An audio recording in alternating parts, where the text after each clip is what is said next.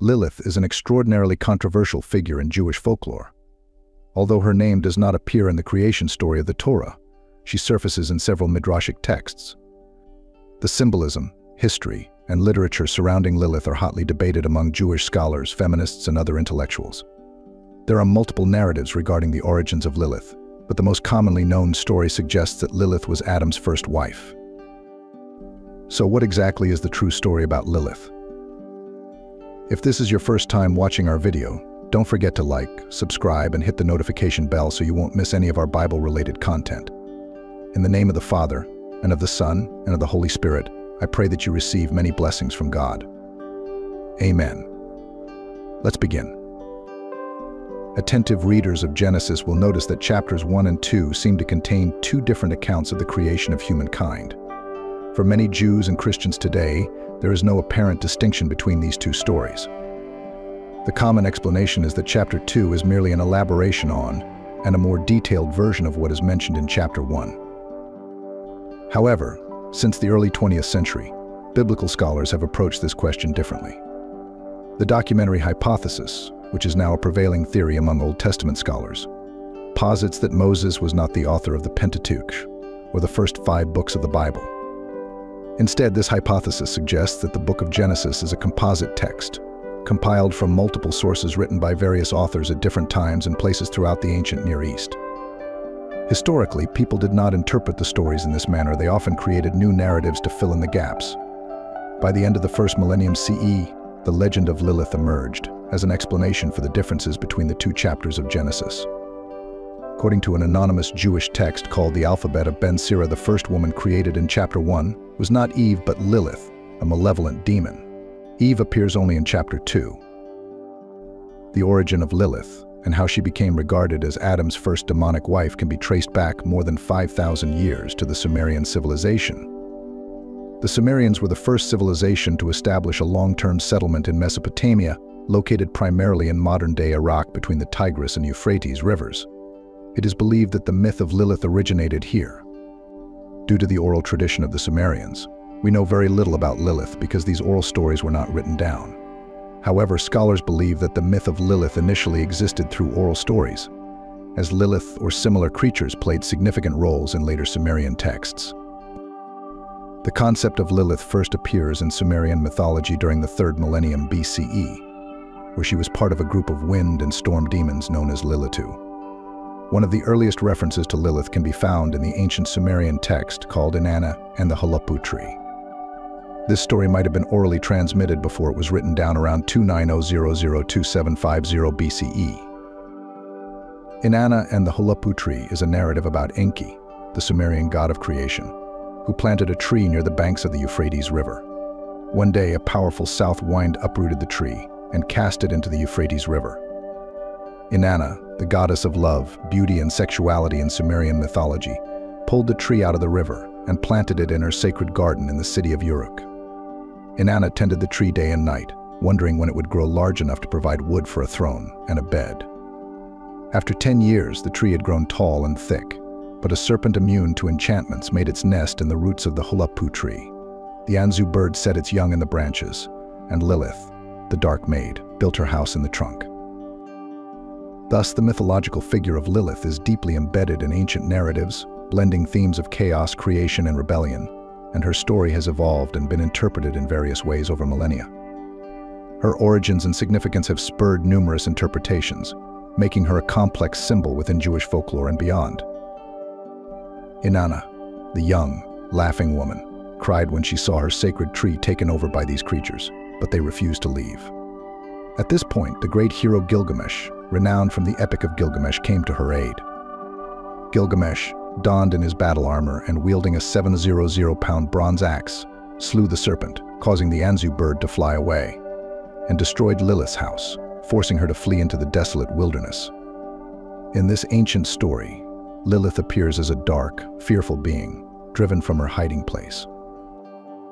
While Lilith is depicted as a threatening presence, she does not yet occupy the status of a fully developed demon within mythology. In the story of the Hulapu tree, Lilith is a minor figure compared to the other Sumerian deities, yet she still plays a significant role. This is where Lilith finds her place within the ancient Sumerian mythological system. The connection between Lilith and the owl becomes evident when we consider the tale of Inana and the Hulapu tree. Like an owl, Lilith made her nest within the tree and later moved into the uninhabited wilderness, a place that owls often choose as their refuge. The name Lilith is frequently translated as night monster or creature of the night, but it can also be rendered as screech owl or little owl. Interestingly, the scientific name of the little owl is Athene noctua, with Athene derived from the Greek goddess Athena. In ancient Athens, the rocky crevices of the Acropolis were filled with little owls, which were seen as incarnations of Athena. Many scholars believe that numerous aspects of Athena may have originated from ancient stories about Lilith. In Sumerian mythology, Lilith might have initially represented the embodiment of the night owl. In the ancient world, such embodiments often became deified or evolved into a deity with a rich mythological narrative. This phenomenon is also observed in ancient Egyptian mythology, with Sobek, the crocodile god, and Horus, the falcon-headed god. The associations between Lilith and the owl are further clarified when we consider another biblical origin of Lilith found in the book of Isaiah. The only clear and explicit reference to Lilith in the entire Bible is found in Isaiah 34:14. This verse states desert creatures will meet with hyenas, and wild goats will bleat to each other there. The night creatures will also lie down and find for themselves places of rest. This translation from the New International Version opts to translate the Hebrew word Lilith. As creatures of the night, the King James Version translates it as screech owl, while the New Revised Standard Version translates it as Lilith. This raises the question, what did the author of this portion of Isaiah really mean when he used the word Lilith? Did he truly believe in Lilith, the Sumerian storm goddess, and the demon of legend? Historically, this interpretation is plausible. The myth of the Sumerian Lilith had a long lifespan, indicating that the mythology surrounding Lilith did not vanish as many other mythologies typically did over time. What began in Sumerian mythology continued to evolve through Akkadian, Assyrian, and later Babylonian mythologies. Ancient civilizations shared ideas when two different cultures came into contact with one another. They did not live in isolation, but were always interacting through trade routes and military conquests. When two cultures intersect, one culture often absorbs ideas and concepts from the other, adapting and modifying them slightly to fit its context. This frequently occurred in the ancient world, especially in the realms of religion and mythology. The myth of Lilith likely spread westward through trade routes and military conquests, eventually reaching the Mediterranean and beyond. A notable example is the goddess Inana, mentioned in the story of the Hulapu tree. Inana was a Sumerian goddess who was later known as Ishtar in Babylonian mythology. The Canaanites, Hittites, and Egyptians also adopted her mythology and referred to her as Astarte. Eventually, her myth spread further west to Greece and Rome. The Greeks called her Aphrodite, and the Romans referred to her as Venus, although there were distinct differences among all these goddesses. However, the point here is that Inanna was the original archetype of all these goddesses. When other cultures came into contact with Inanna, they adopted certain elements of her while altering others to suit their cultural and religious contexts. This is how ancient cultures often operated, retaining what they liked and modifying what they did not. The information provided sets the stage for an essential question: who or what is the author of Isaiah 34 referring to when he uses the Hebrew word Lilith? Historically, there are two notable possibilities. One possibility is that the author of Isaiah 34 might have been aware of the Lilith narrative, as by the mid to late 8th century BCE, the story of Lilith had already become well known throughout the Near East. Therefore, the author of this text would at least have some knowledge of the mythology he was referencing. This leads to the intriguing question: what was the mythology or understanding of Lilith in Jerusalem in the mid to late 8th century BCE? This is a difficult question to answer. However, we can be almost 100% certain that Lilith was not viewed as Adam's first wife or the mother of demons at this time, and in this geographical location. Lilith was more likely seen as a creature of the night, similar to the owls she is often associated with. Like an owl, Lilith was a creature of the night, a predator that had to hunt and kill other animals to survive. Lilith was also perceived as a being of darkness, believed to kidnap and kill, particularly targeting infants. So, should the Hebrew word Lilith in Isaiah 34 be translated as screech owl or Lilith?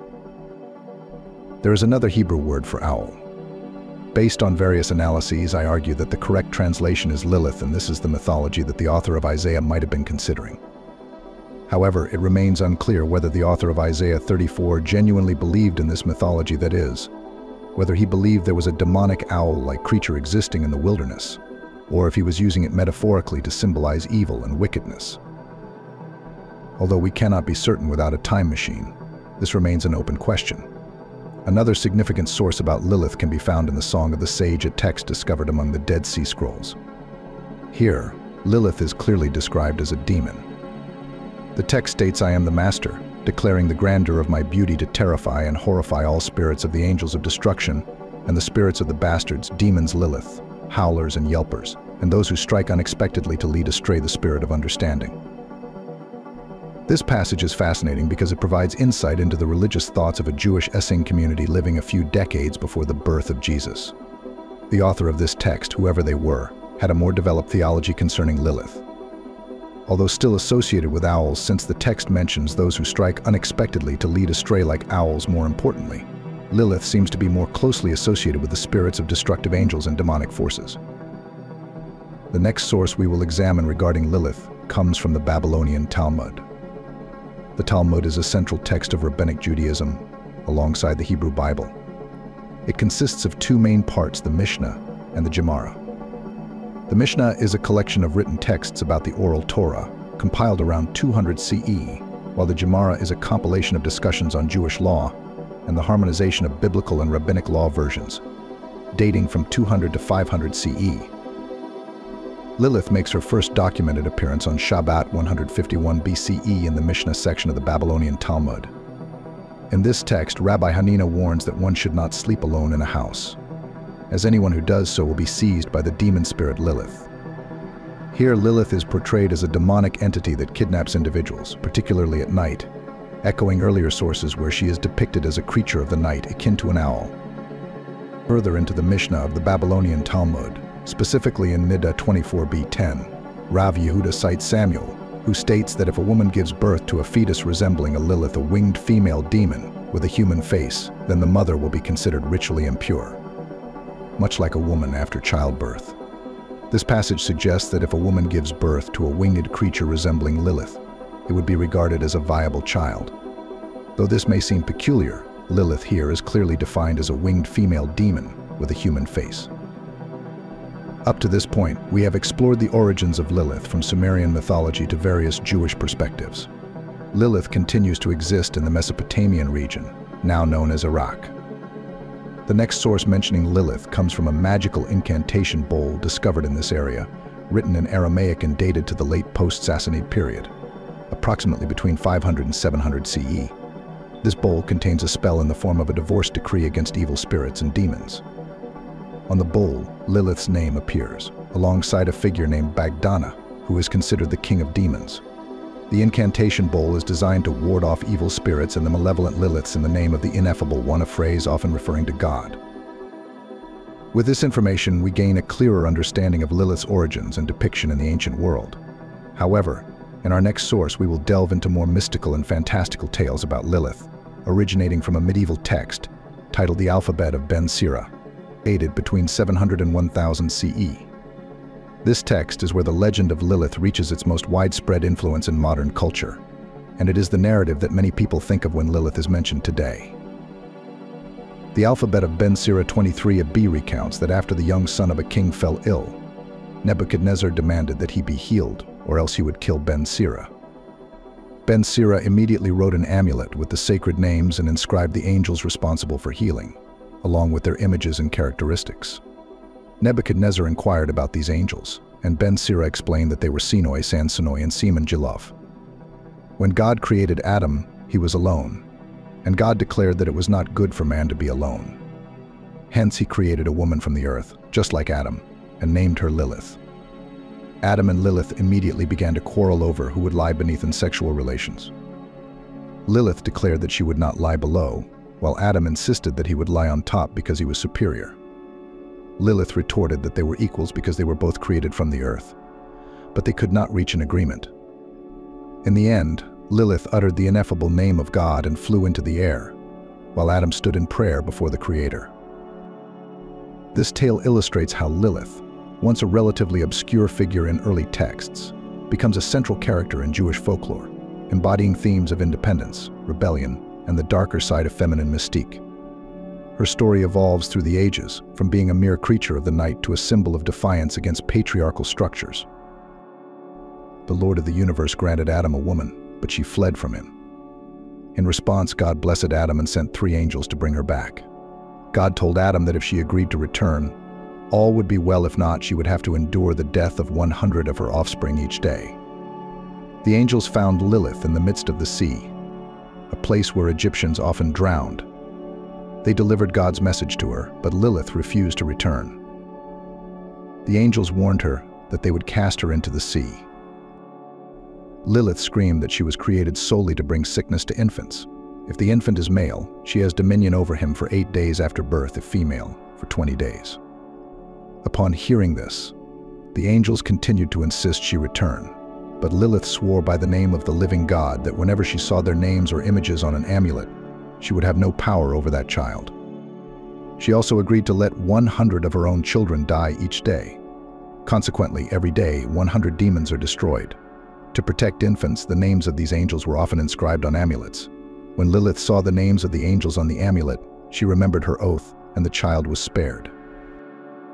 Lilith was thus regarded as a demon responsible for the death and illness of infants, continually depicted as a kidnapper and killer of children. By refusing to return to Adam, she made a pact with the 3 angels that if she saw their names on an amulet, she would not harm the child. This story may have originally been written as a satirical piece, or a narrative explaining why people inscribe the names of the 3 angels on amulets. We know from various amulets, such as those in the Sefer Raziel Hamalak, that these charms were used to protect pregnant women or newborns from Lilith. During the medieval period, Jewish understanding of Lilith was primarily centered on her being a murderer and kidnapper of infants, representing endless killing. However, the story of Lilith does not end here. She also appears in the Zohar, a 12th century work written in Spain, which is a foundational text of Kabbalah, the Jewish mystical tradition. In Kabbalah, Lilith is not only considered Adam's first wife, but also the consort of Satan. She is seen as a chaotic counterpart to the divine feminine presence. In the Zohar, the separation of the divine masculine from the feminine is linked to Lilith, and this cosmic conflict can only be resolved when the Messiah comes to heal the fractures of the world. Thank you for watching our video until the end. Please share this video with your loved ones so they too can learn about this. Don't forget to like, subscribe, and hit the notification bell so we can stay motivated to create more videos about the Bible. We hope to see you in the next video. May God bless and protect you always. Amen.